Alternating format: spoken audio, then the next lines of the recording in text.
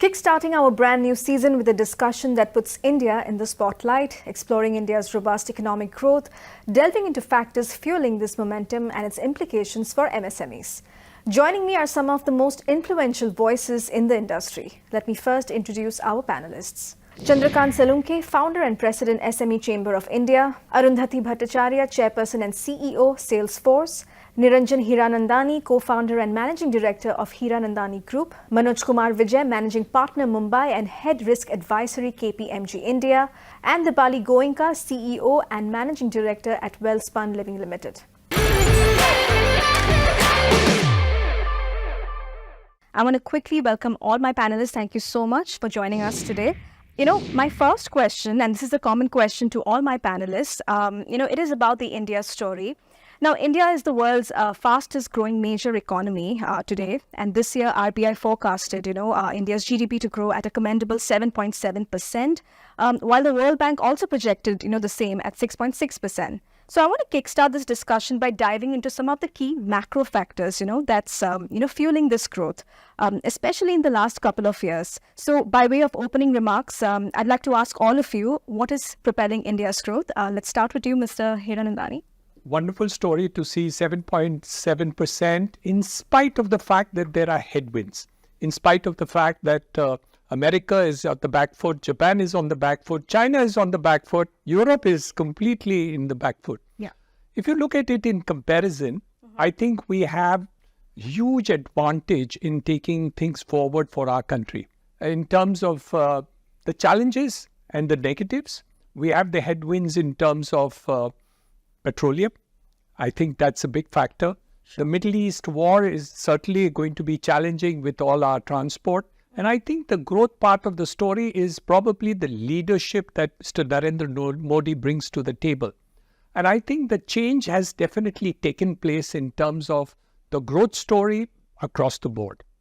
Could I have imagined growth of 35 kilometers of national highway per day, Mumbai city adding 300 kilometers of metro, when we had 190 kilometers for the last 65 years. The Cross Harbour Bridge going across the sea, 16.5 kilometers across the sea of the Atal Bridge connecting to the new area. So I think we have had it right in terms of the direction. God has also been with us. Good weather has definitely taken a side. And the balancing between East and West has worked for us as of now. What the geopolitics is there for tomorrow, nobody knows. But I think we have done fantastically. Industry, trade and commerce has certainly also taken off. And the stock markets prove it all right. That's right, absolutely. I want to bring in Ms. Arundhati here. I think there are a number of factors that is fueling this growth. One, of course, is our demography. The fact that, 61% of our people are still below the age of 35. I think we have an average age of 28.2 at this point of time. I understand that by 2030, we'll probably have about 1 billion people who will be in the workforce. And we'd probably be supplying 25% of the talent worldwide that is needed for various jobs. You also must remember that in India, we have a very large English-speaking pool of people.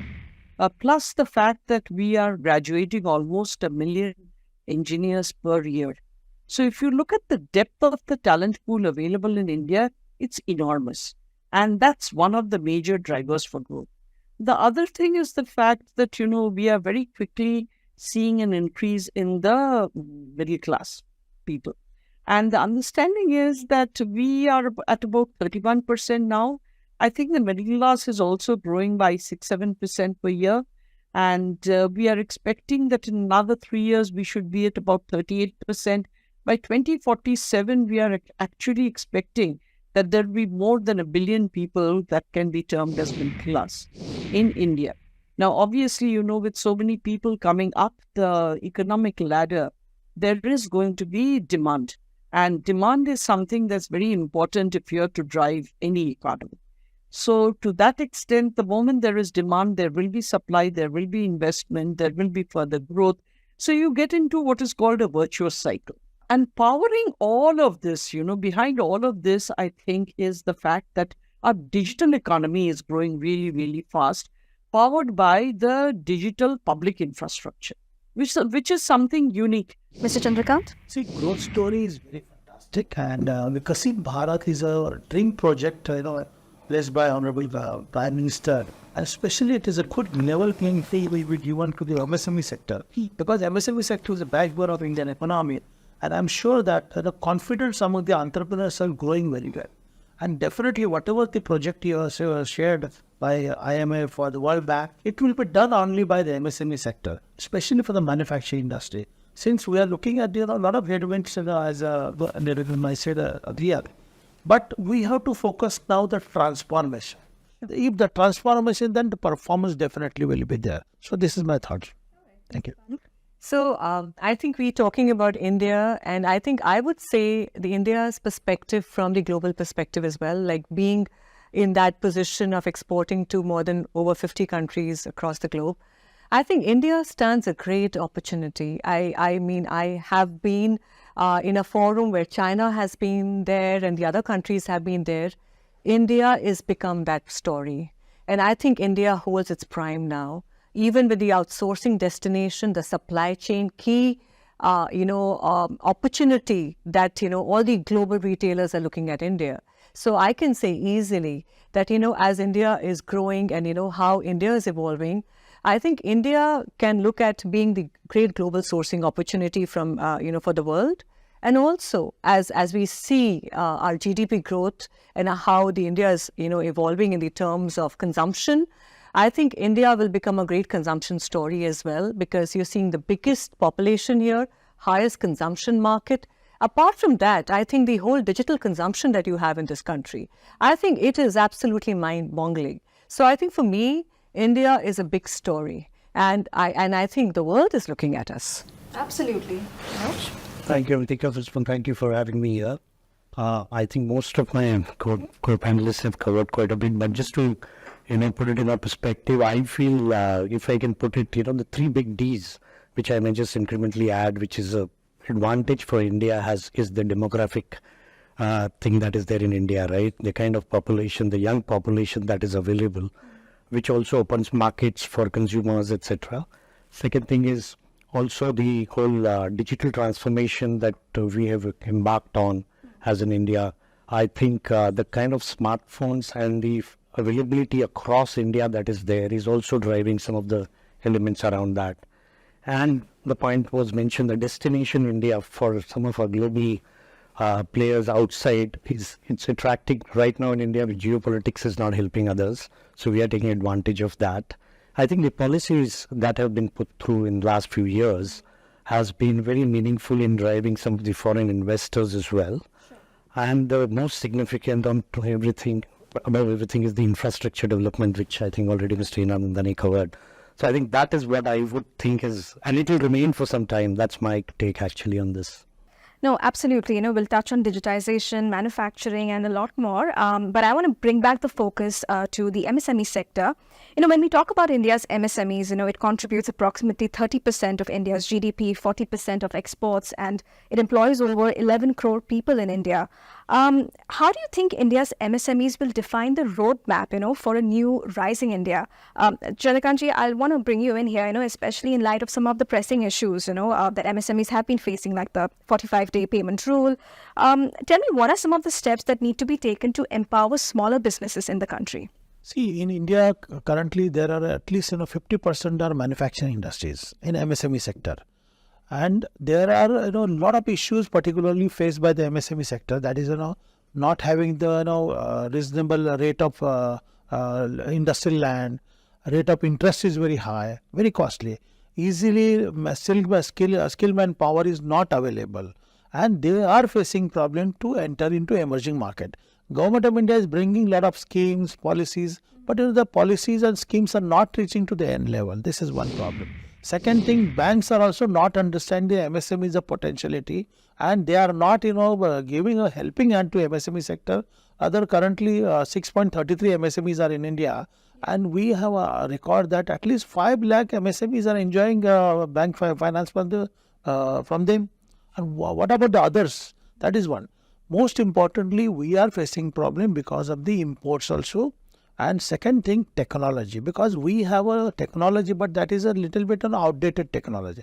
Now, after the pandemic, so many MSMEs have started acquiring the advanced technology, but it is not affordable. So, for SME Chamber of India perspective, we are educating, encouraging, and giving handholding to acquire the latest market, acquire the latest technology, and also to providing the support to get a funding from banks. Right. Dipali, I want to bring you in here, Tell me specifically for the textile sector, how do you integrate with MSMEs? That's one. And also, what role do you see them playing, in the rising India? See, I'll tell you, MSMEs and SMEs are a bedrock for the Indian industry and for textiles. I mean, for us as well. I think today we work with more than 200 SMEs. And let me give you, and I think an example is very, very important. I suppose the infrastructure, there would be a lot of gaps, a lot of opportunities to evolve, right? But I think as a corporate, I think we need to see how we can bring them into the fore. Because they are going to be the bedrock for this evolving country that we're talking about and the great opportunity. Secondly, I think getting into the fore of technology is our opportunity to take them on and evolve them. And today, when we talk about the whole blockchain, you're talking about digitization, sustainability as a very, very important index. We actually have them in that fore because I think that's the only way forward. And let me tell you, they are the ones who are going to actually mark this century for the growth of our country. And I think it's going to be imperative. How do we support them here? Absolutely. Mr. Hiranandani, do you agree they're going to mark the century of our country? Yes, I think MSMEs are going to actually take it to the next level. Housing, for instance, in the field in which we work, we deal with 260 items of inputs that come into the real estate sector. And barring the 5 major items like steel, cement and other aspects of it, the rest of it all comes from SMEs. So this second, we are a very highly labor-intensive industry. So in reality there, but what Dipali said, the skill sets, or even Mr. Salunkhe mentioned about, the skill sets are just not available. Let me give you an example. If I wanted good skill sets, whether from the SME sector or the labor sector in my industry, 15 years ago, if I wanted 100 labor, I would get 250. Today, when I want 100 skilled labor, I don't get 20. So in reality, on one side, we have unemployment. And we say we want to resource from the small scale sector. The small sector don't have the skill set to run their sector. Forget being able to get labor for myself when I'm getting resources from it. So when I'm ordering things like aluminium, stuff like that, which are done by SMEs, they're complaining that we don't have labor to be able to complete your job on time. It's not the material. It's not the power. It's just the skill sets. So I think what we've been talking about is fantastic, that the SMEs are going to really be important to us, and they are. But if we don't fill the gaps in terms of it, skill sets being one of them, the others have been mentioned in terms of it already, technology being the other thing, I think SMEs just can't take off. So the best part is they are a wonderful resource as far as India is concerned, and with the demographics being there, unemployment on one side, zero skill sets availability which is there in the marketplace, somewhere this gap is too big. It's huge. It's unbelievable. And I think we need to focus on it. So MSMEs, fantastic for the next couple of years. But if you don't bridge the gap which is there, then there will be an unfulfilled gap which we will have to worry about. And then the goal my view is, if MSMEs really do well, and of course, as Dipali just mentioned, talked about big industry doing exports, we just will not be able to compete with the world if this gap remains. So we have to close this gap, and I promise you, 7-8% will be 10% GDP growth in 1 year from today. But you have to bridge the gap of what you do. The second aspect of it, which is very, very difficult for MSMEs or even large industry or even for us, is logistic cost. If you compare logistic cost in India and logistic cost in China, logistic cost in China per item that you're buying is about 7%. We are close to 13-14%. When we get all the transportation, highways, roads, multimodal transport, airports, waterways and all done, we are hoping in the next few years we will be close to 9 or 10, which is still far away from the best in the world. So if you want to compete with the best in the world and compete and be China +1 or China +100, I think what we really need to do is fill up all these gaps. MSMEs are extremely important, but if you don't concentrate on the gaps, then it will be a wish list we are not going to be able to attain. That's my fear. I think the important aspect, and I think we could leverage the SEZs and the CEZs here, which actually is an opportunity for the MSMEs. And a lot of countries have done that. You look at Sri Lanka, you look at the others as well. I think creating that SEZ, which actually, so when your logistic costs also get mitigated there, because you have the entire ecosystem getting developed here. And I also feel here that along with the government, I think corporates like us will also have to work towards creating that opportunity for the MSMEs as well. Absolutely.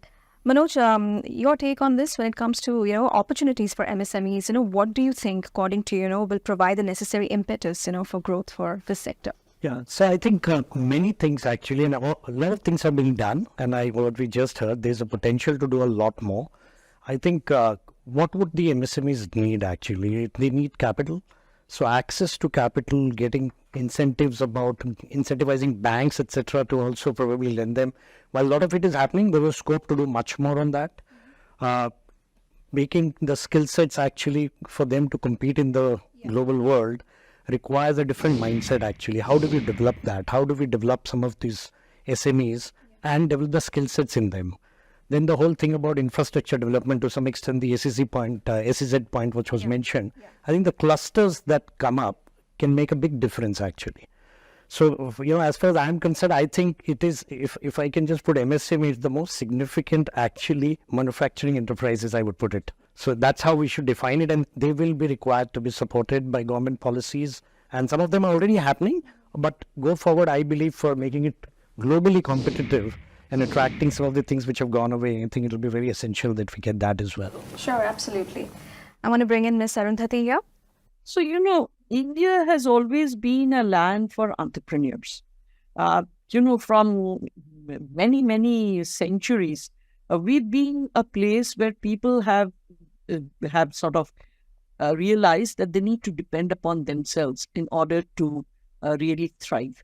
And that's why you see many of the industries that have come up from the grassroots, whether it be the IT industry, whether it be the pharma industry, whether it be the services, various other services industries. Most of these have come up because, the people with entrepreneurial ability have gotten over there and have started working. So if you look at the startup ecosystem, I think we are the second or third largest startup ecosystem in the world. And out of every 10 unicorns, one belongs to India. So to that extent, again, I believe that the MSMEs have a great role to play in our country. It's not going to be a few handful of very large corporates that are going to create a huge amount of employment in this country. It won't work like that. We are a kind of a distributed kind of an economy where, the MSMEs play a very big part in ensuring that they are bringing about innovation, in ensuring that they are employing 8, 10, 20, 30, going up to hundreds of people as they grow in size and in scope. And therefore, the MSMEs are something that we really believe will drive the growth of India. It's time for another break here. We'll be back shortly. Stay tuned.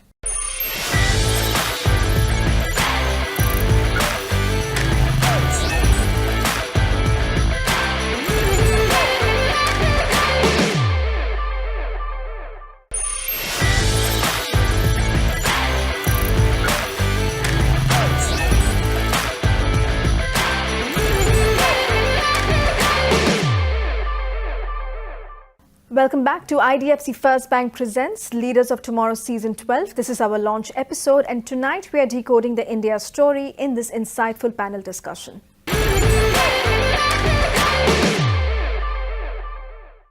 So, India enjoys healthy relations with most major economies. And, like I think all of you mentioned, India is attracting large investors, large companies to set up factories here as well. This is, of course, you mentioned, expanding the manufacturing sector, boosting exports, and there will be a trickle-down impact on MSMEs as well. I want to bring back the focus on India's potential as a global manufacturing hub. What role will it play in India's growth story? Dipali, perhaps we'll start with you this time. So let me tell you something here. For me and for textiles, we actually know India primarily as an agriculture country, right? Textile after that actually also employs the maximum people in the country. And as we look at India, and I can tell you with the experience that I've had in the global arena as well, people are looking at India for outsourcing. People are committing. For example, Walmart has committed $10 billion to source out of India. You have the Uniqlos of the world. They are committing sourcing out of India. So India is becoming that opportunity. I think it's about how we leverage this and take that forward. Mr. Hiranandani, I want to come to you. It's been 8 years since the Make in India initiative, was put in place. How do you think we have fared so far? Some fantastic, some okay, some bad. I would say that in a large area where government intervention has taken up positively, we just talked about the PLI scheme and manufacturing. I think that has really attracted the most competitive elements where we thought we would not be able to get. In the other segments, I think still we are very much behind. And if you're looking at resources of, let's say, coal, we're still importing coal. We have enough coal in India to supply to the world, and we are still importing coal. There are challenges where I think resources like gas and petroleum and all the other discoveries can be more intensified, and I think that opportunity is there. What is fantastic is the services industry. I think IT and other segments of the country have ruled the roost all over the country, and manpower. We have CEOs from India going all over the world, doctors going, nurses going, and all these things. And I believe this year I saw some statistic which showed more than 100 billion have been received by India from NRIs who serve overseas and bring money into India. So human resources seem to be on the upswing. Lots of people, are coming back to India as an opportunity as well. So I think I would say that is a huge opportunity. Manoj, I would like to get your take on this. What do the statistics say? So according to me, I think the direction what the government has shown over the last few years in terms of creating certain infrastructural kind of facilities, creating certain ease of doing business, I think that is also very critical for people to come in here. So I think the roadmap is there. We are seeing a platform created. We have heard about Apple coming in. We are now hearing Google wanting to make its phones here, etc. But I think the next step, if we have to sustain this, one will need to actually make sure that we are able to bring the skill sets of all these people up to a certain level. The adoption of technology, for example. How do we bring the finance to them to adapt that? How do we train them to the quality standards which global world wants from India? Otherwise, what we created can all go waste, if we don't address that bit. So that is very critical. And I think most importantly, I think the transformation that is required, what I've seen actually, and we are consultants, so we see it, the MSMEs are actually ready to adapt to change. Sure. We are seeing that directional change as well in terms of both digital or technology changes or in terms of adapting best practices to try even international standards of reporting, etc. There is more amenability of adapting that. Plus, I think some of the benefits which I think government keeps giving, if we can continue on the PLI schemes or some of the benefits, the tax incentives in clusters or SEZs, etc. If we continue, I think we will see a boom of that. And it's not too far away when we'll become the global the destination for the global manufacturing here. Great. Mr. Chandrakant? See, Indian Prime Minister Mr. Modi has taken initiative to Make in India concept. And that dream project, fulfilled by the large industry and SME sector. In last 8 years, you must be seeing there is a huge, manufacturing activities happening in India. Yeah. And similarly, this is beneficial to industry, particularly local industry, because supply chain is increasing definitely, and also we are understanding the requirement of the local and global market. I request and I suggest and educate my MSME members that you produce the product which is for a global market, not for local market, so that it will be, the quality and quantity can be enhanced. Look at the China, look at the other countries. They are focusing on quantity and quality. So this is a time now to improve the quality, quantity, and competitiveness. Another point I want to suggest, since we are talking about leaders of tomorrow, we want to create the leaders from the MSME sector who can convert into emerging corporate. See, usually what happens, micro and tiny 99% from the 6.33 crores.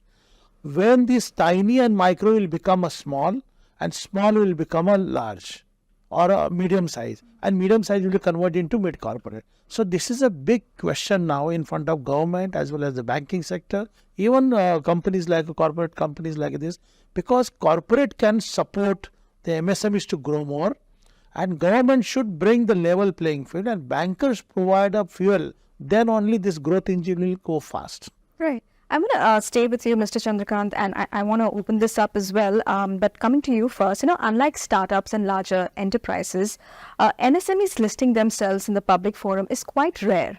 But there have been reports, recently of more and more smaller enterprises, expected to list. So what is your take on this? What do you think needs to be done, to actually encourage more and more MSMEs to list? Thank you for this question, because the SME stock exchange advocated by me, and I took more than 2 years to come on the picture. Usually now 1,000 companies are listed in MSME stock exchange, but there are fear amongst the MSME that whether our data, our business will come in a public domain. But I suggest and educate the MSME that capital market entry is always best for them, because they are developing the credibility and creditworthiness for all the stakeholders, say suppliers, buyers, even foreign companies. But somehow Indian MSMEs are not yet understand the potentiality of entering into capital market. Look at the capital market growing so much very well. This is a huge opportunity where MSME can generate the additional alternative finance, alternative investment for them, and showcase their credibility and creditworthiness for the local and global markets. Manoj, I want to get you involved here. Tell me, we have been seeing emerging technologies like AI and blockchain, right, that present immense opportunities. But how can smaller businesses really leverage these technologies, whether it is in their, production efficiency, their workflow, what's your take on that? No, so to some extent, this is already happening. I must say, a long way to go though. But let's look at AI, for example. And if you have automated processes, or you have robots who can do your manufacturing certain tasks which are routine, you can save a lot of time and effort and the cost, right? So which benefits again SMEs themselves. So I think a lot of awareness needs to be created about how the technology can benefit them rather than running away from it, and the fear factor of AIs and that comes across. But I think a lot of things can be positive for this industry. And in India today, actually, if we have some advantage compared to global world, is this whole emerging technology, the whole digital infrastructure as we talked about. We got the best of the GST system which is there. We got the Aadhaar thing which is there. And I think overall also, whatever Digi Yatra you take it, right? We are much advanced compared to any other place. So if we are able to educate and make these SMEs aware about the potential it can have, link up to them with the hundreds and thousands of platforms which are available, the mobile platforms, etc. The kind of data analytics ability these kind of apps can show you will automatically also give you insights. For example, if you have a call center and you have, use AI to the task to deal with the call center related issues or the complaints or whatever come in, the kind of efficiency you can bring in the response time that can help could be another area which can help. Right. Let's say if you're a customer kind of you have a product for customers, and if you are able to use the AI to get the analytics done, you're able to understand the customer behavior better, and in turn actually will be able to more focused in terms of where your sales could be. That's right, absolutely. I want to bring in Ms. Arundhati here. Unlike what was thought of before, that there is a big bar to entry. With all of these types of companies that are coming up, and I am part of one such where IT is given as a service. So software as a service, you have platform as a service. So many of these are now not capital intensive. Yes, you still have to pay for them. There is an OPEX for it. But the CAPEX that is required, that bar has come down. And as you know, India is really, poor on resources. It's poor on capital. It is possible to do repetitive small amounts of expenses, but if you have to put in a huge amount of expense in order to get very high costing servers and things like that in order to start off your digital journey, is very difficult to undertake. So to that extent, I think the bar has been lowered as to how much of current technology you can absorb by ensuring that the capital expense that is required is lowered and taken out. Okay, that's the first thing. The second thing is, look at the DPI infrastructure today. There are 3 or 4 main issues, rather main planks to the main towers to that whole thing. One, of course, is the Unique Identification Authority of India. Today, I'm told that they are doing something like 80 million authentications per day. As you are aware, most of the Indians, they do have a unique identification based on biometrics. And this is absolutely primary to any economic activity, because what this allows you to do is it allows you to have a bank account. Now, it was very difficult earlier for us to do financial inclusion because we didn't know how to say that A is A and A is not somebody else. And the reason for that is there was no way of identifying the person. Today, because biometrics are unique to each person, we are able to ensure that when we say A is A, then that person is A. It is nobody else. Doesn't matter if the address has changed, doesn't matter if the spelling of the name has changed, but we know from the biometrics that this person is who we are saying is this person. Now, that has enabled this increase of bank accounts, and not only that, it has created a platform whereby much of the informal economy can now be formalized. The way that we are leveraging identity, the way that we are leveraging the payment system, the way that we are leveraging data, all of this then opens up the field to many other things that can be done across the board. The theme for our show this season is Powering Entrepreneurs for the Global Stage.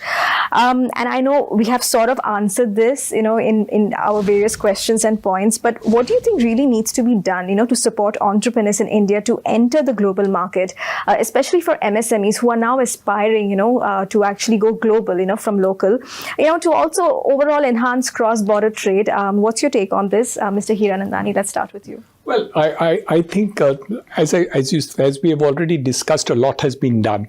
I think the taxation effect to sole businessmen and individuals and SMEs needs to be rationalized. Yeah. You can't have small SMEs are even sole proprietorships that were working, and I think those days are gone when you can have a high tax rate and expect people to be honest. Mm-hmm. So I think that type of rationalization needs to be done for the purposes of taxation, direct tax, that we really need to do. The second, I think, which is most important, as we have said, technology, skill development, which is to be done, but also the linkages to each segment is very important to educate. Dipali just mentioned about textiles. Pick up any trade. Take education, for instance. Today, education is devoid of any technology use at all. And there is so much available all over the world. During COVID, we realized how much online education could be possible. Today, that is going to be used for skilling, reskilling, unskilling, and also taking it forward that you have a continuous education of all ages. People may not be able to go back to the colleges and schools or skilling centers to do so. I think online education in all these segments can be really enhanced. So I think education, and the last is health. I think health is still not taken a fourth point in our country, and I think a lot needs to be done. So all in all, fantastic country, love India, love Bharat, and I think a big opportunity. MSMEs are there, but I think every segment is beautiful in this country. Sure. Mr. Chandrakant? We have to educate MSMEs especially entrepreneurs, to develop their leadership qualities, adopt the fair business practices, business ethics, and mostly we have to encourage the government officials and bankers to approach a positive approach to the MSME sector, provide a proper ecosystem, reduce the harassment by the tax authorities, provide a level playing field, bring an atmosphere where industry can develop more, and also encourage the young entrepreneurs, new entrepreneurs to start manufacturing unit. And from that, if we identify the emerging companies, emerging MSMEs, then only we can produce and we can showcase to the local and global market leaders of tomorrow. These leaders of tomorrow will become tomorrow's corporate. Arundhati? So, globally, if we need to be a global company, you have to also understand that the nitty-gritties of business, they need to be taken care of. Only having a great idea and the ability to sort of sell it to people here in the country is not enough. You need proper awareness of risk. You need proper governance practices. You need to have very superior understanding of the fact that, a contract is a contract, and that needs to be honored in full. So to that extent, our understanding of how we run a company so that it can stand scrutiny in the global situation is something that we definitely need to improve. We have talked a lot about board governance and stuff like that, but it is still not something that I think is totally internalized in Indian businesses, and it needs to be. Okay.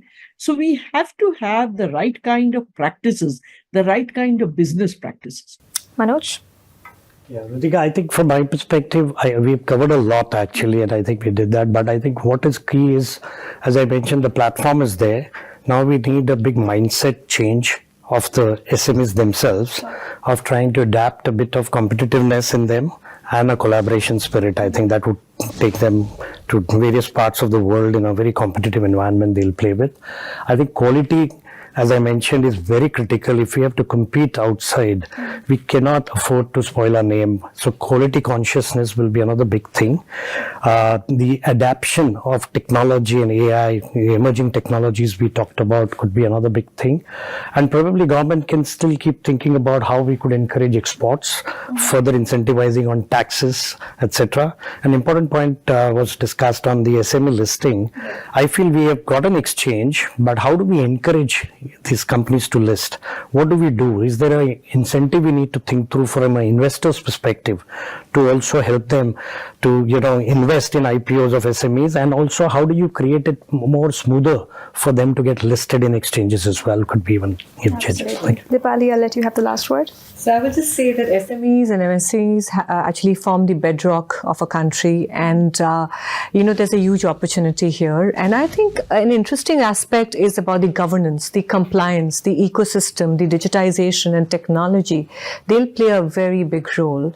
And I think corporates like us will have to give them that interface and a window to the world. I think that's going to be a very important way of taking them into the global space as well.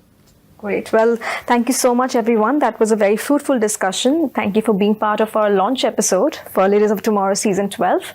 And I look forward to having a conversation like this again sometime in future. Thank you so much for your time. Thank you, and wish you for the episode.